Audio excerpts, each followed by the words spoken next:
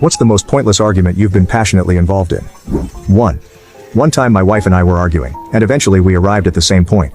Instead of just ending it, we started arguing about how confusing the other's argument was to begin with and why it caused us to argue. My head hurts. 2. My friend tried arguing with me that the Chick-fil-A cows should be able to spell properly if they were going to write on a billboard. I argued for way too long that if I was teaching a cow to write and it got to the point where people could understand its message, then I would be okay with that. 3. I was involved in this argument, but only as collateral.